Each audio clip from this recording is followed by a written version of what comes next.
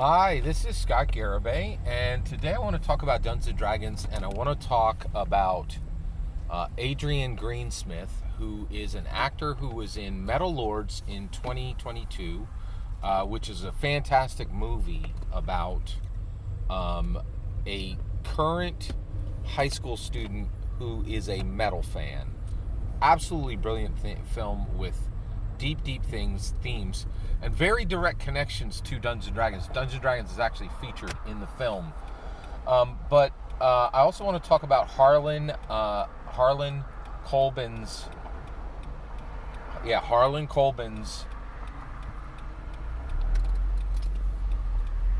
show, which is Shelter, and it's on Amazon Prime, and it's relatively new.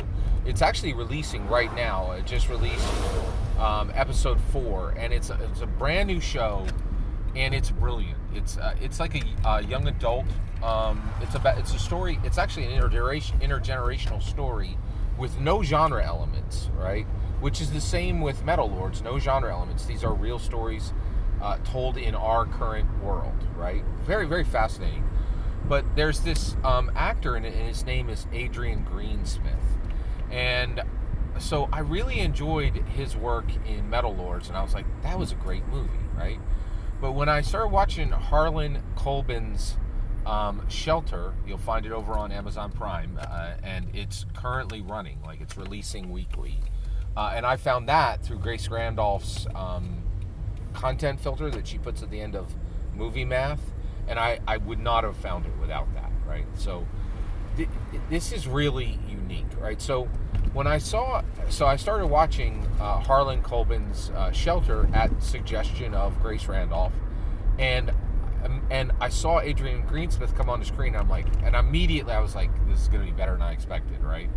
And he is really phenomenal. He is a different level actor, and I think what you're really seeing is this is like watching Tom Cruise in the late 80s, right? Like, just you're seeing the very beginning of his career, but you look at Adrian Greensmith's performance and you're like, this guy's going to be huge. He's either going to be a massive, I think he's going to end up in one of two places. He's going to be a huge Hollywood star, like an actual taking leading roles, or he's going to be that character actor that you have seen in 100 things, right? Like, and that's not a small thing. Like, a lot of people kind of write those people off. I don't. I think there are a lot of incredibly, really hardworking actors who have been in just a ton of things, right? And that have great careers, who are not leading people, but literally have 100 different entries on their IMDb. And I really think Adrian Greensmith, you're seeing him at the beginning of his career, and I think he's like a new Tom Hanks or a new Tom Cruise. All right, and he's really fantastic, and you should bless yourself and go over and see Harlan Coben's Shelter, and you should definitely watch Metal Lords. What does this mean for Dungeons and Dragons? What's really interesting is we have dungeon performers at the table. So we're the dungeon master, and all the players are the dungeon performers, and they are playing their role in telling the story. What do you do when you realize one of your players is outrageously at a different level than the rest of the players, right? Like, this person, if you play, I play on the American East Coast, right?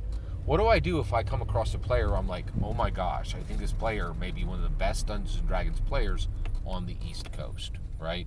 And everybody else at the table is playing, but they're not going to go anywhere. They're not going to change the world with their level of play, with their performance, right? There aren't going to be 100 projects.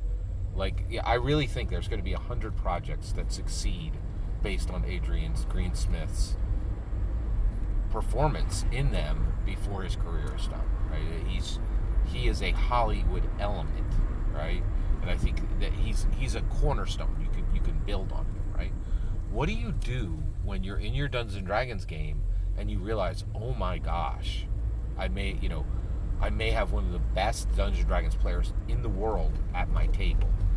Well, first of all, you have a real problem. It's not going to be easy to manage, and the reason why is One, if you don't recognize it, that's a problem, right? Because I think often the players won't recognize it if they're not told you are on a different level of performance than everybody around you, right?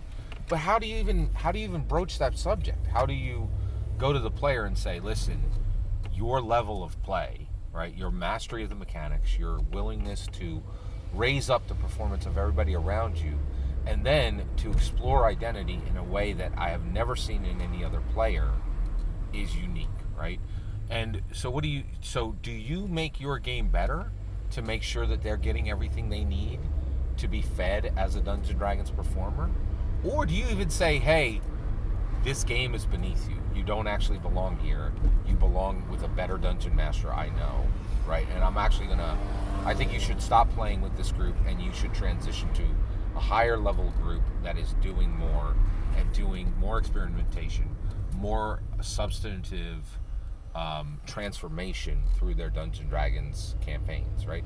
That's tough because like you would have to identify to yourself that you might not actually be, worthy of dungeon mastering that player. It's extremely rare, right? But I think the path is, one, identify if that's happening at your table. Look for it. Wait for it, right?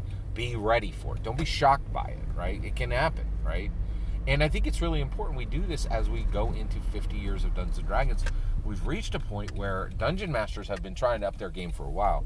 We really haven't seen a rock star player yet. We've never really seen an incredible Dungeons & Dragons player come out of the gate. And it's going to happen at your table or my table, right? And we need to be ready for it. Next, we should have that conversation, that incredibly difficult conversation, saying, you are not a normal player. You are a supreme level player. And you have the ability to do things with Dungeons & Dragons that other people simply don't, right? And then identify if you are the right dungeon master for them to continue with. I think it's really very interesting and very critical that you determine if that's the case. And then the last thing is, develop a plan to remain connected with the player and aid them as they go on to, frankly, do more, right? Do more with their abilities and make sure that they are hitting their stride in each campaign and that there aren't large gaps between campaigns, and that they remain connected to Dungeons & Dragons because they are a singular talent, right? I really think it's incredibly important to recognize this and take these actions. Every single word of that is my humble opinion. What's important is when I get to hear your humble opinion, when you get in the comments and send your traffic. Please consider liking and subscribing, and may God bless you and yours.